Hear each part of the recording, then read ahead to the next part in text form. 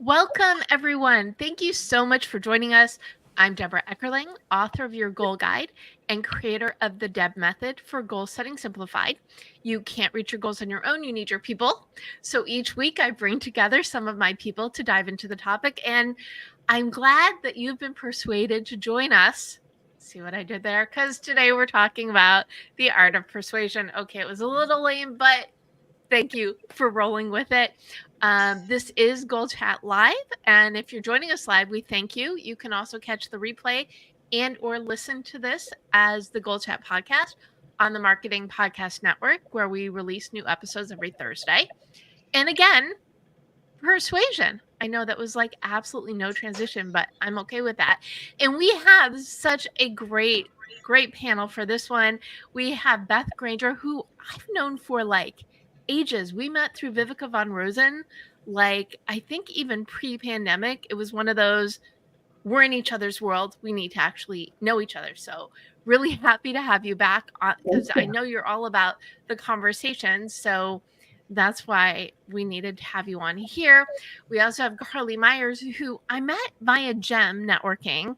So in theory, I met you through our friend Robbie Samuels. And it's just such a fun, enthusiastic community. I know you came to one of my meet and greets, and I was like, okay, the Stress Less Co. Persuasion. Yes, this is a fit for this conversation. So really happy to have you here. And then we've got Jonathan Pritchard, who we met through Jeff Klein, who I think some of you also know. So the way that we live in the speaking and social media universe, I love when all these paths collide. I know we were introduced because you do trade show strategy and I do goal strategy for events. So, and I love, well, first of all, I love bringing people together who don't know each other until now, because unless it's on purpose, that's kind of the means of the show. But also, persuasion, it's important. And I feel like that's like an understatement, but we're going to dive into that in a minute. I would love for you all to introduce yourselves a little bit better and share why you are here and why this topic is so meaningful to you. So, Beth, let's start with you. Welcome. Sure. So, Beth Granger, I'm a trainer, consultant, and speaker on the topic of unleashing the power of LinkedIn, but I am also something called an Exactly What to Say certified guide. And that's all about identifying and elevating life's critical conversations. And those conversations might be conversations to persuade somebody to do things or help them find the decision for themselves whether to do something. Well, all good things can come from conversation, and nothing can come when you are not having them. So there you go. Well, wonderful to have you here. And Carlee, welcome. Yeah, thank you so much for having me. I own the Stress Less company. I've been spending the last 7+ years now helping people reduce their stress and enhance their relationships using methodologies like the Stress Less method and something called Safe Conversations. And so, and we'll go into this more, I'm sure, where does stress and persuasion come together? Where do those two little areas meet? Well, persuasion kind of insinuates that someone has a different perspective than you and you're trying to get them onto your side of the fence. Well, the number one reason that people fight is actually objection to difference. Exactly the reason why we're trying to persuade someone. So, quite a bit of stress. And actually, relationships are in the top 5 stressors for Americans, according to a recent study put together by the American Psychological Association. So, lots of connection between stress and persuasion. That is for sure. Awesome. Well, glad you are here for sure. And Jonathan, welcome. Hello, hello. Glad to be here. So let's see. I am the founder of Zavant Enterprises, which is a company with a suite of services helping companies connect with their audience, whether it's at a trade show or a conference or sales launch, any that kind of thing. And it comes from my basically 15 years traveling the world as a professional mind reader. So basically, I would get people up on stage in front of a room full of 1,000 people and help them have a good time by apparently being able to read their minds. So the techniques and principles I'm using on stage, I realized, oh, could help out in the business world. And then that's when I moved into business consulting in addition to doing the performing stuff. Okay, so I got stuck on the word apparently. Yes.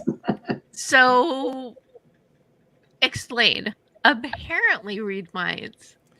It looks like I can read minds, predict the future, and do all those kinds of supernatural extrasensory perception things.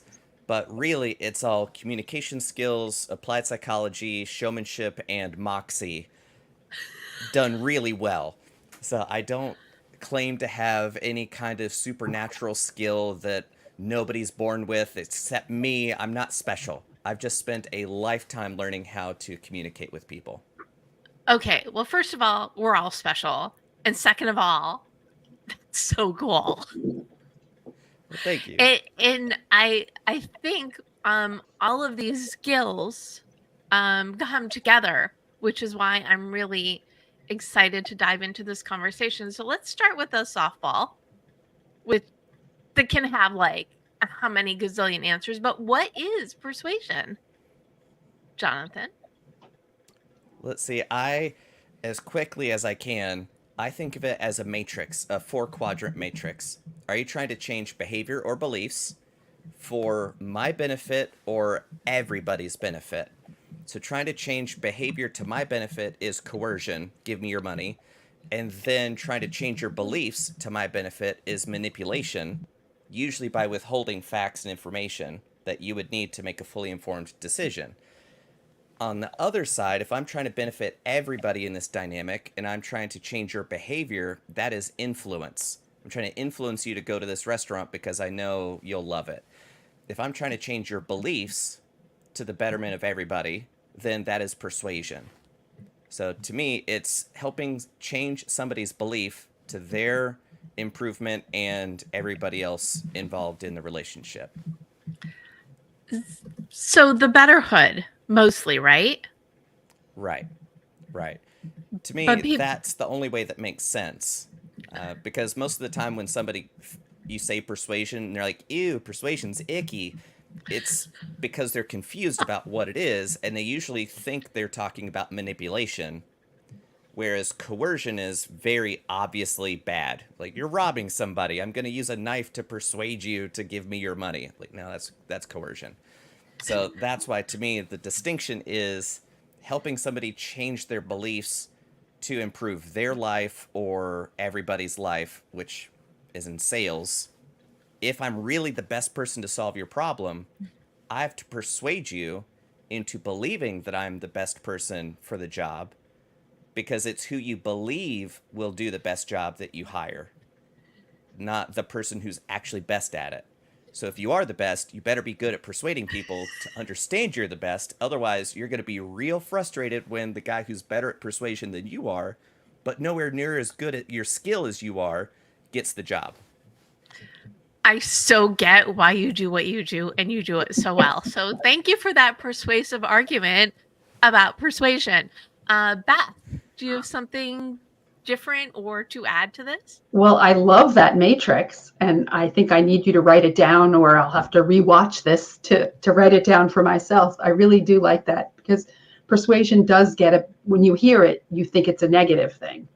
And to me, it can be changing somebody's perspective or helping them look at a situation in a different way. So persuading them to come to a different conclusion than they might have started with. And it's all about end result, right? Yeah. So, it's not necessarily a bad thing, but that's the first thing most people think when they hear the word. That's true. What do you think, Carlee? I agree. The Matrix was brilliant. You had me, leaning on my chin here, leaning forward. When I think of the word persuasion, I think of I'm in Camp A, you're in Camp B. Come on over to Camp A. Whatever I can do to get you to come over to Camp A. And I would argue that maybe it's important for us to talk about today coercion and the other parts of that matrix, because when folks are talking about the art of persuasion, they are talking about those other things. And so what can we do to create healthier communication, safer conversations, the whole way around? Yeah, I feel like we're taking back the word, saying that persuasion is good, even though so many people ascribe negative connotations. Why? Is it that they've just been duped, or what? What is with all the negatives around persuasion? Carlee? I think at the end of the day, each and every one of us have a deep desire to feel seen and understood.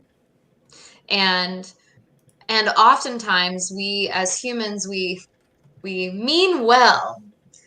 And we mean well, and so we offer advice, and we offer feedback, and we offer, right, all of these things where we think we're trying to help the other person, but at the end of the day, they don't actually need that feedback. They don't need that advice. They don't need the coercion or influence even. They just need to be seen and to be heard. And so persuasion can get a bad rep because, and even genuine persuasion can have a bad rep, land poorly, because maybe that person just wants to feel seen and understood. That's a really good point. Jonathan, what do you think? In 1906, Houdini wrote a book called The Right Way to Do Wrong, and he explained exactly how to scam people, how to run cheats, cons, swindles, and the justification was, if you know how to perform all these horrific things, you'll be able to recognize it earlier and then be able to protect yourself from it. I think a lot of people have a bad reputation, or persuasion does, because they're not good at it and they can't recognize when somebody's using it for their own purposes, and the very mistaken belief that I tell the truth, therefore I don't need to be persuasive. Like, the truth and persuasion, they're related, but cousins at best. They're in the same family tree. I would hope that you're using persuasion to help communicate the truth, but telling the truth alone doesn't even get you in the same ballpark as persuasion. So I think that's what everybody thinks. If I just tell the truth, I shouldn't need persuasion. And then that's why they're not good at communicating. I'm seeing this family tree. I think that's the next graphic you need to create after the Matrix, which if you haven't already done so. Beth, do you want to add to this?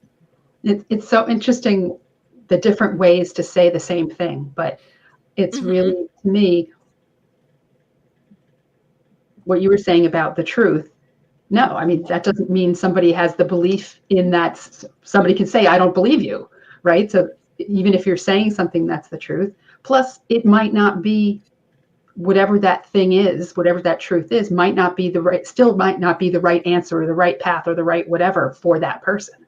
So I think working together to come up with a conclusion, if, for instance, in a sales conversation, which is the kind that I'm most used to, right? I don't want to sell somebody something that isn't right for them. So I want to persuade them I want to influence them, perhaps is a better word, to get them to, so I can understand what their history is, why they're speaking with me, what they've tried before, all those kinds of things. And then it's really persuading them to make a decision. Not that the decision is me, but to make a decision.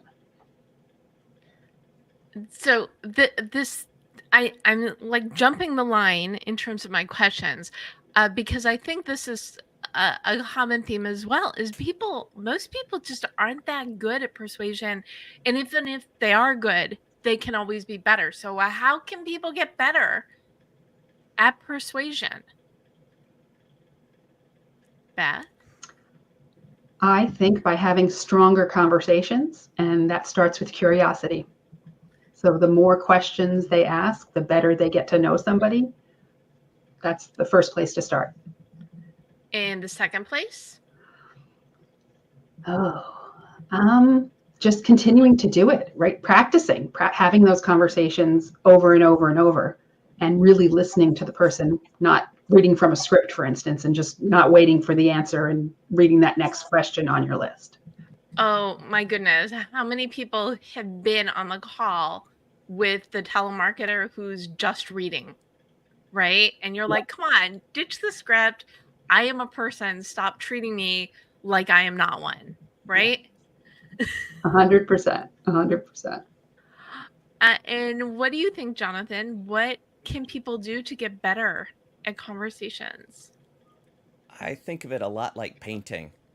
And if you asked somebody, how would I get better at painting dragons, which don't actually exist, you would first have to study reality and to be able to paint reality perfectly before you could paint the perfect thing that doesn't really exist. So in my book, to get better at persuasion, learn how to do a magic trick perfectly.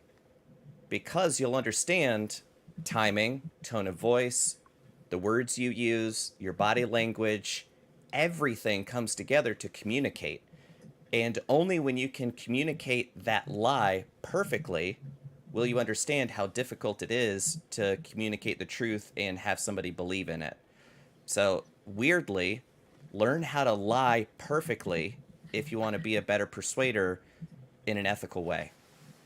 I can't decide if that's really creepy or really strategic.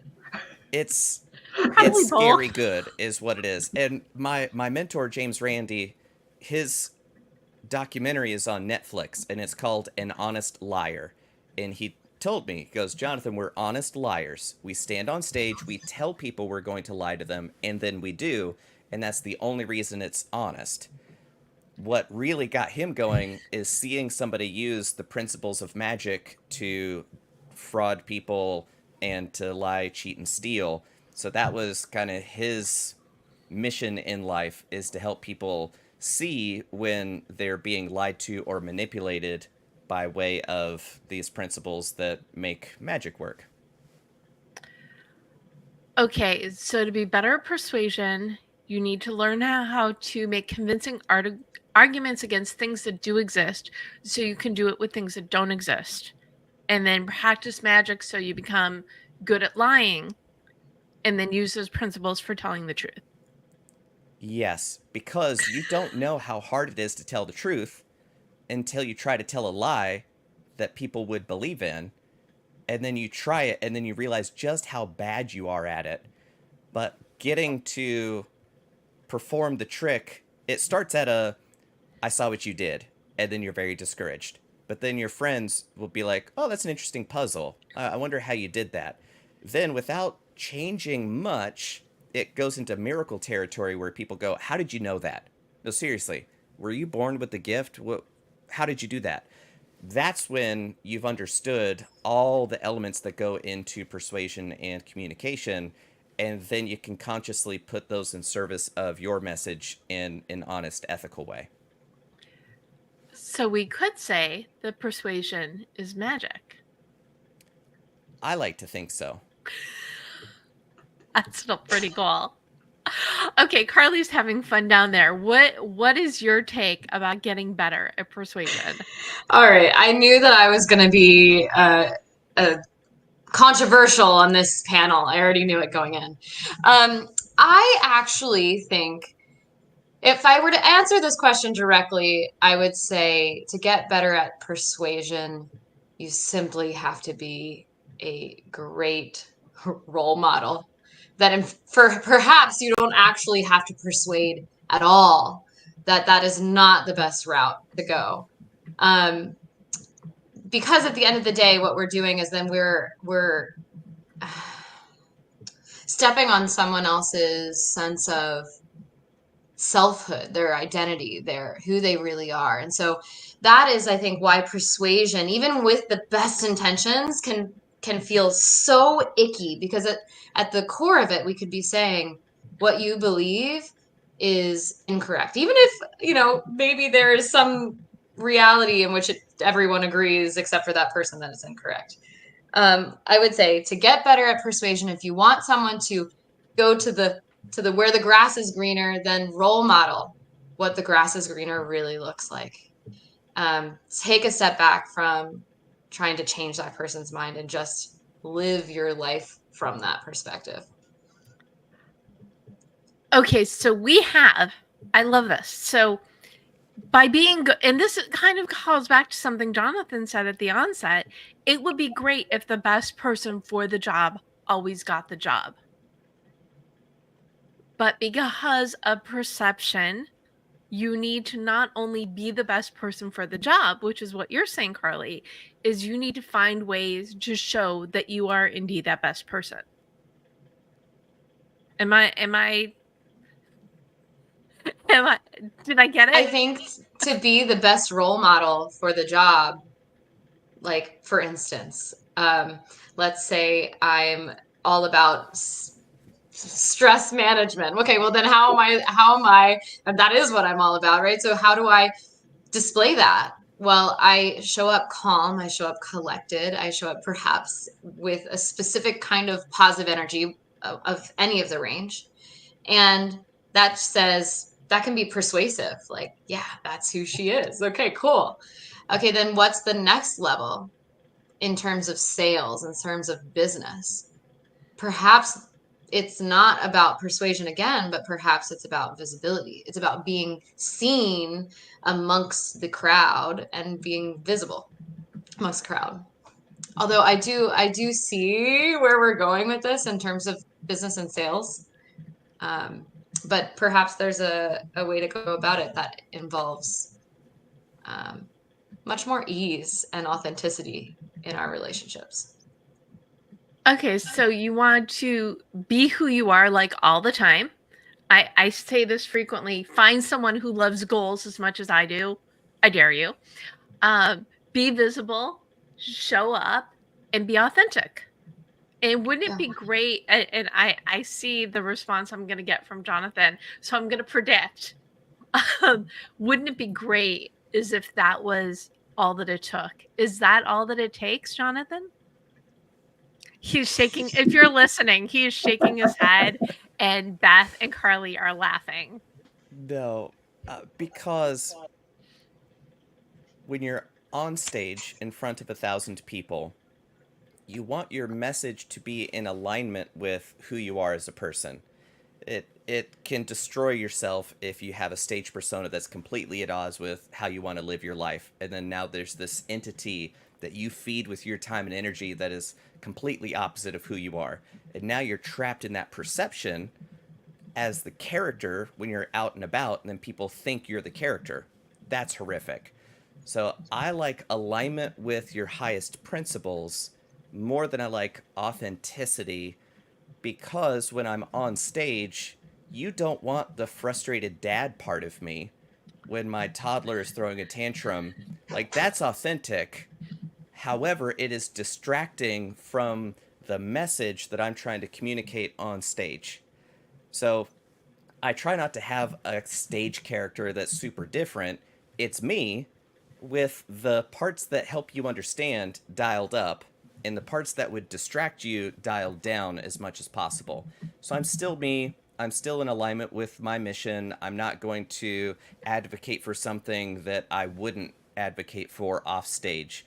So in that way, I understand authenticity. To me, that word misses the mark in terms of how difficult it is to communicate at scale when you're trying to talk to a lens.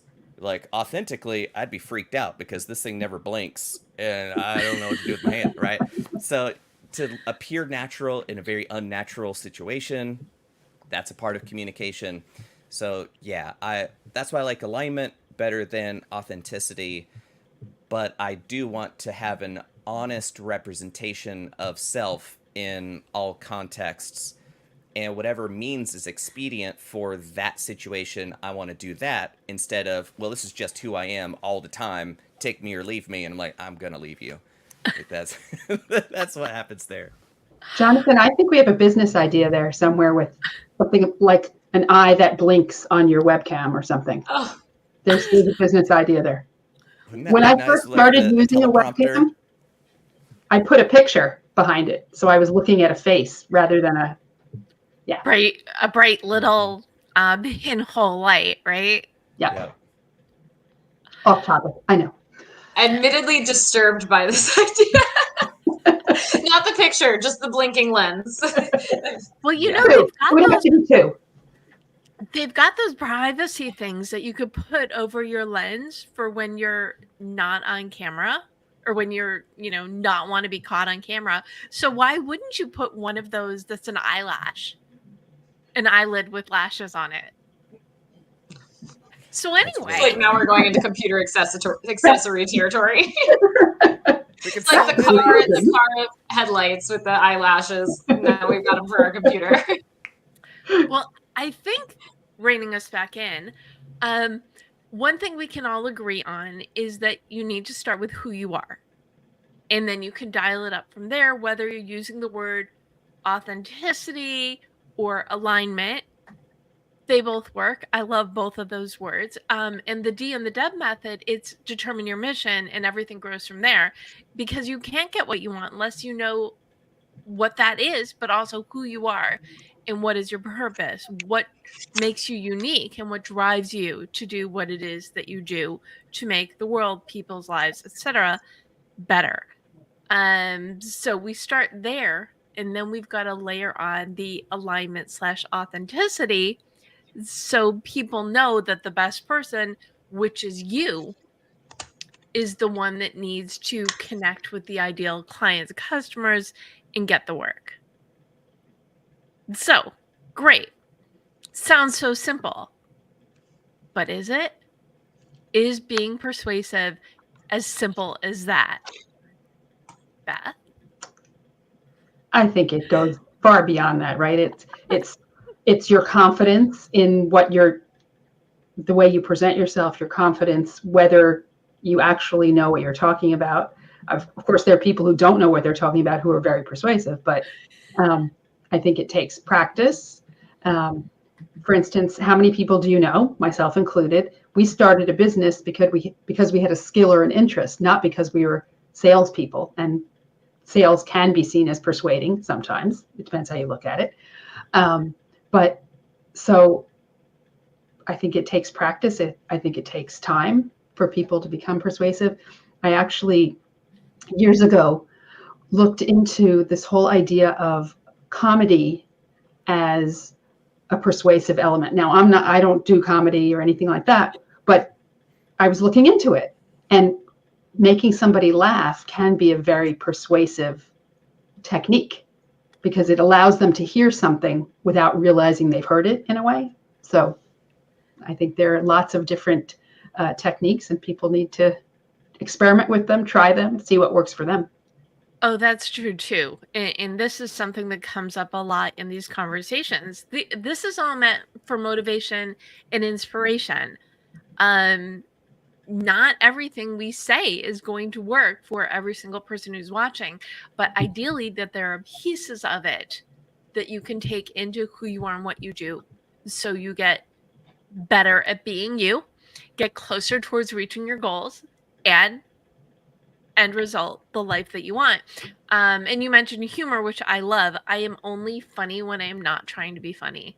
So you can imagine how unfunny I am when I am legit trying to use humor. So what are some other things people can do, Carlee, for showing up more authentically / in alignmently? I know it's not a word, but I don't care.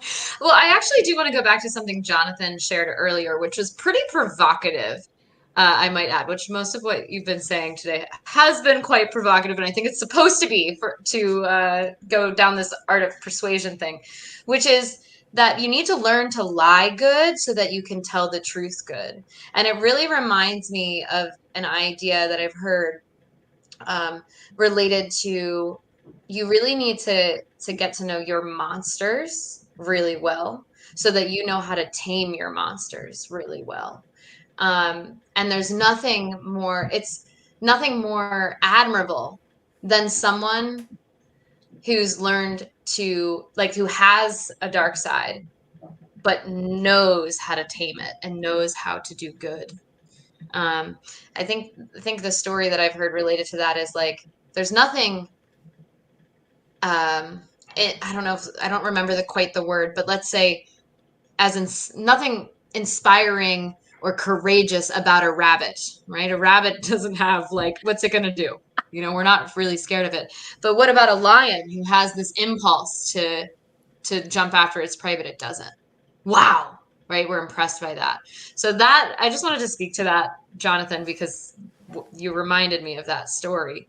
There's something to be said here about knowing the dark side of a situation so that you can tame that dark, perhaps even if we're talking about the art of persuasion, the dark side of yourself, the desire to manipulate, coerce, influence, and even persuade when you're not supposed to, or when it's not appropriate.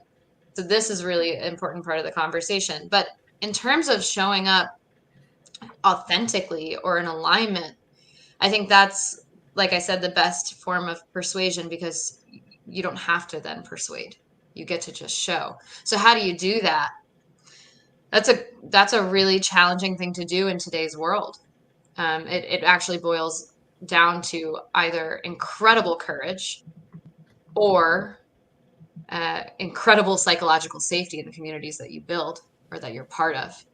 And I think unfortunately, most of the communities that we're part of, they don't create psychological safety for so many of us. And that's why we feel we have to go into any of those 4 quadrants to get our needs met. So I guess then the question becomes, how do we become courageous to be that role model and really be visible and go against the grain? And I think that goes back to some of my key teachings and my work with my clients. All of my clients work something called the stress less method. And it's a 5-step methodology that, shocker, helps you reduce stress. But the first step is manage your energy, which is just a fancy way of saying calm your nervous system. So in order to be courageous, what is it that your nervous system, you got to figure out what is it that your nervous system needs. So is it, I talk about physical sobriety. So like, okay, is caffeine giving you anxiety? That's like a simple example, right? I also talk about emotional sobriety. Are your emotions coming out sideways? That's another thing. Are your intentions pure? What's going on emotionally? Letting that go.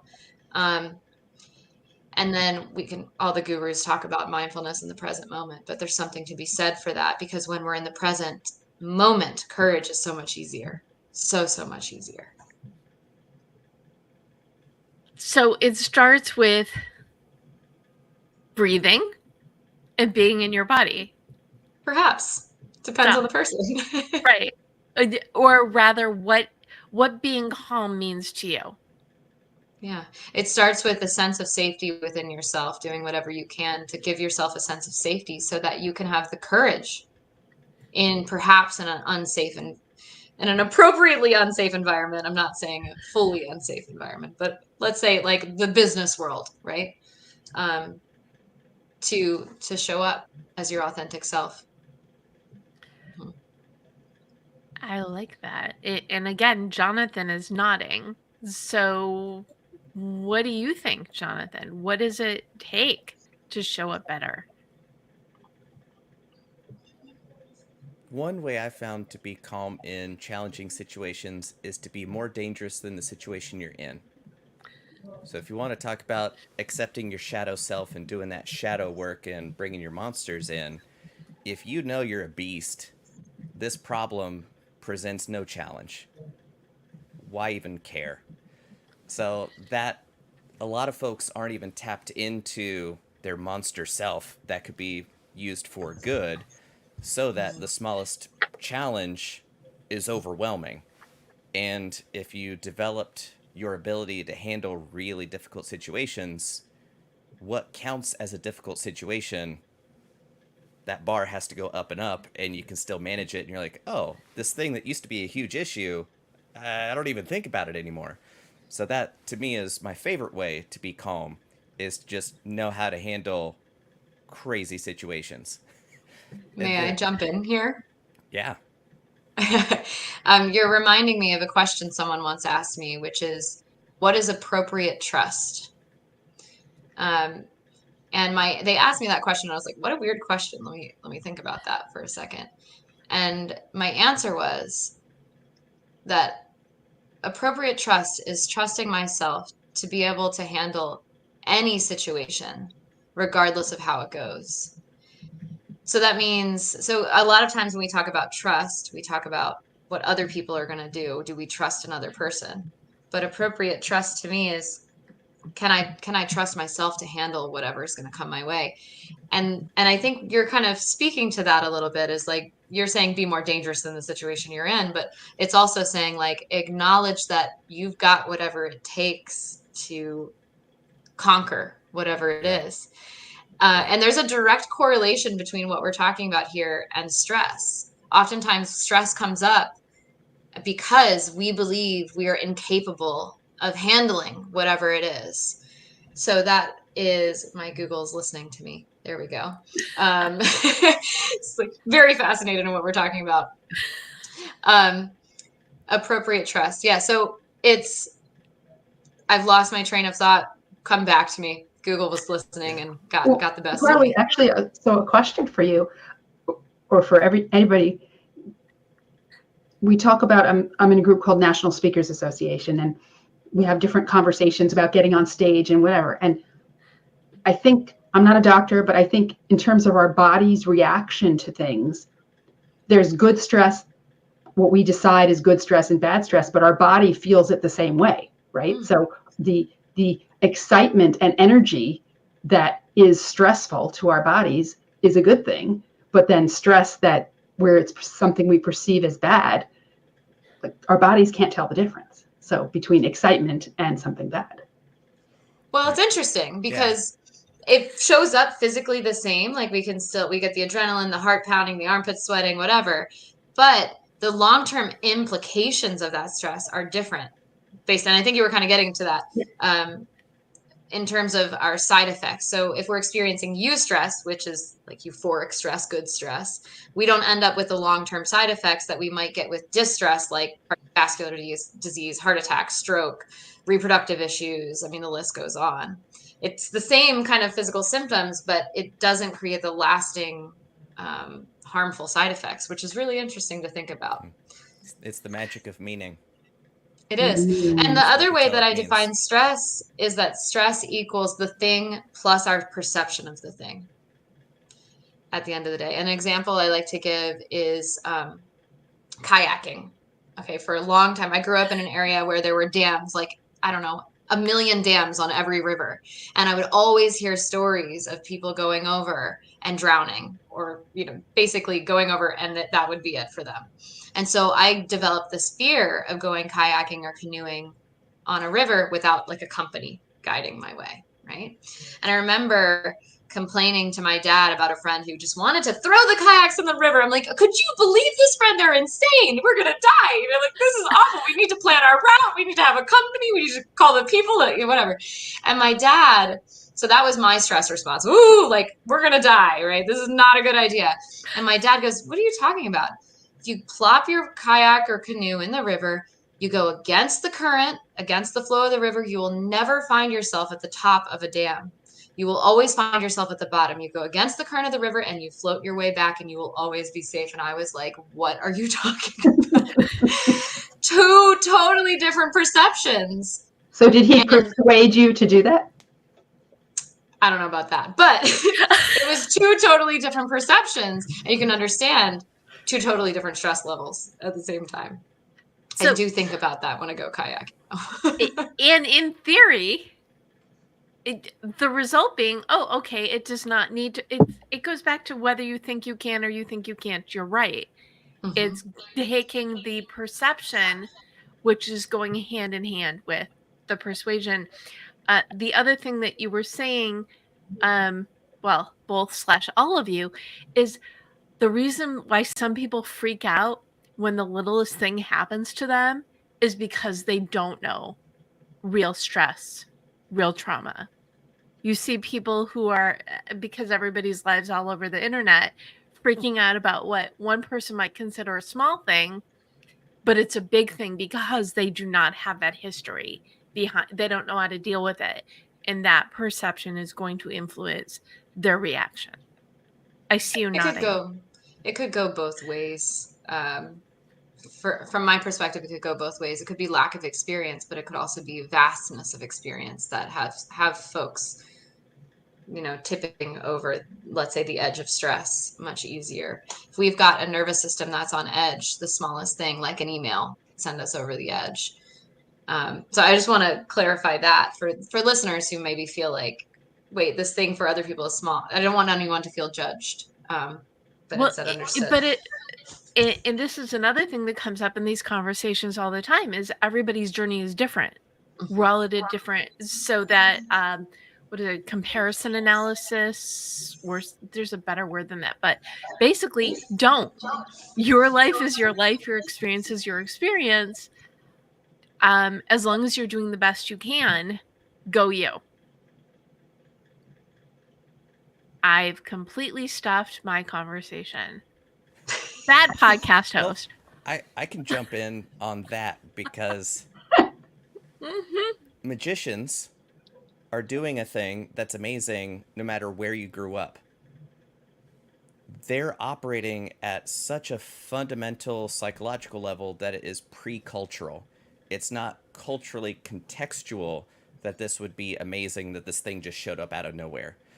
So that's why a lot of the psychology that we understand from that research and meta-analysis from multiple studies, they're usually done on college freshmen, which I don't know about you, but when I was a college freshman, I was not a representative of humanity. I would not have called myself the humanities best, right? So to me, that's why most psychology research, I could take it or leave it. But magicians, for past 10, 20,000 years, have been using the same stupid tricks in every single society, and it still works.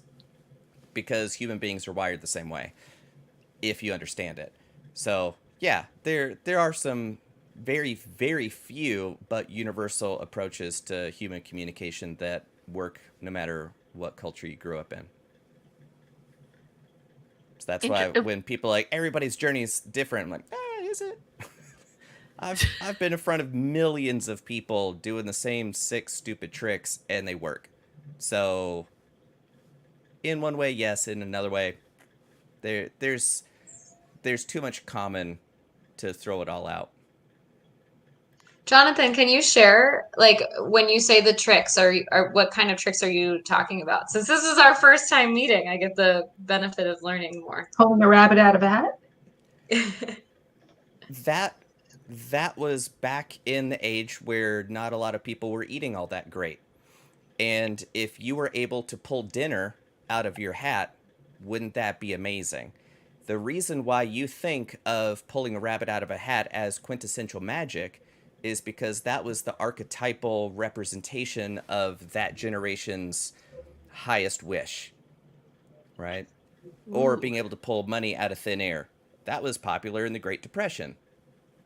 So it's kind of a visual, experiential archetype made real of the most deep wish of people. That's what magic is. I wish I could control the forces of nature to make what I desperately wish were real, real. And that guy on stage seems to have been able to figure out how that works. So the trick, we can get lost in the terminology, but it's basically the methods by which the experience is made real, right? Because you've got the timeline, communication is very clear. You want it to be very easy to follow and understand. If there's any confusion, there's no communication. So after you see a magic show, you should be able to say, he asked me to pick a card. He told me what it was. Very simple. Somewhere along that line, reality deviates, but you think you're still on this track, but the magician did something that's over here. So at the end, when you think you're here, he reveals you're actually here, and this is the space for amazement. In a business context, when those two tracks deviate, that is the space where you start getting sued, where you start getting bad reviews. So you want to be able to make sure that your spectator, your participant, your lead, your client never deviates from that clear track of here's how we're going to win working together. So it's whatever method is required for making that outcome happen. See, now I want to like learn magic. I am just beyond fascinated by the turn this conversation has taken. That's the thing. Like, most magicians want to keep these secrets secret. Right. And since they're so enamored with the secrets, it's difficult for them to really appreciate how valuable they are outside the world of magic, and how it can completely transform somebody's business or life to learn how to be a better communicator. So that's why I'm not all that liked in the magic world, because I like to share these secrets to the muggles on how to make your business better. Like, oh no, please throw me out of that group if you think that's a bad idea. So that's why I don't feel so bad about talking about how this stuff can help people. And then it also goes back to, you know, what is your mission? What is it that you do? And then what makes you unique? We all have our thing that makes us unique, which makes us a player in this, I don't want to say game called life, because when I think about the actual game life, they're spinning a little wheel, and that's what determines your life. Here, we are intentionally taking steps to get where we want to go. Yes, there's some chance involved, but when we start with that purpose, with that alignment, with that authenticity, and to be as big of versions of ourselves as we can be, that is the way that we stand out and draw the right clients, customers, people to us. Okay, it's gonna take me a while to unpack all the goodness from this conversation. You can go to thedebmethod.com/blog to get the recaps and the links to this and my previous episodes. Before we wrap, though, let's leave our audience with a goal. So what goal do you want to gift our listeners/viewers? What is one thing that they could do today, tomorrow, tonight, to get better at being persuasive? Beth, what is your goal to gift? My goal to gift is to be more curious and ask more questions. Be like that 4-year-old kid who always asks why. And who are you asking these questions to? Whoever it is that you want to both persuade or have a stronger relationship with, because you'll get to know them, you'll uncover things about them, and the relationship will develop. I like that. Thank you. And Carlee? You know, I think after having this conversation that the goal for everyone should be calm your nervous system, create a grounded space, get in touch with yourself however you can. And I promised a free gift, a pre-show, so I'll let you share that link, Debra, in the show notes for folks. But manage your energy, and I've got a free gift on why that's so important, if it isn't already clear. Well, I think it probably is. Because when you are calm, you could do great things. When you are coming at everything from a space where you are not calm, you know, nothing is guaranteed. It is so easy to go off it's like something as simple as parallel parking. If you're having a good day, parallel parking is so easy. But if you're stressed, it's like the hardest thing in the world. Am I right? Okay, you're on the East Coast, but do you actually drive, Beth? Oh yeah, I'm not in the city. Oh, there are okay. people in the city that don't drive, but yeah, oh yeah. Okay, Parallel parking's easy. It's just math. But when you're stressed, it's hard to do math. Absolutely. When you're stressed, it's hard to do anything. Mm-hmm. Absolutely. Okay. And I put in the chat on the Facebook, and it again will be in the show notes as well. So thank you for that, Carlee. And Jonathan, what goal are you gifting? I'm going to quadruple down on learn a simple magic trick, something that is stupid easy to do, but is disproportionately amazing to how much effort it takes, and you'll still be impressed at how difficult it is to pull it off right. So that's what I do. And you sign up for my newsletter. First thing I'll do is teach you a really simple card trick that I've personally been performing for over 30 years, and it's just stupid good. It's real good, and it's simple to do, which helps get it out of the way so that you can focus on connecting with the person you're performing it for, and you go, oh, that's what communication is. Oh, I get it. So that's it. One of my mantras is that all wins count. So I love that. Well, I love the simplicity of all these questions, all these goals. Ask questions, calm down, learn a simple trick, and start with that baseline so you can flourish. Ooh, such a fun conversation. Jonathan, where can people learn more about you and reading minds? Well, the easiest place to go is icanreadminds.com. That's kind of like my link tree where you can find the different companies that I own, sign up for the newsletter, books I've written, find me on LinkedIn, social media. That's my hub to all the different things I've got going, because I help anywhere there's a person involved, which is everywhere. So I found all sorts of different ways to apply this psychology to life and business. So that's it.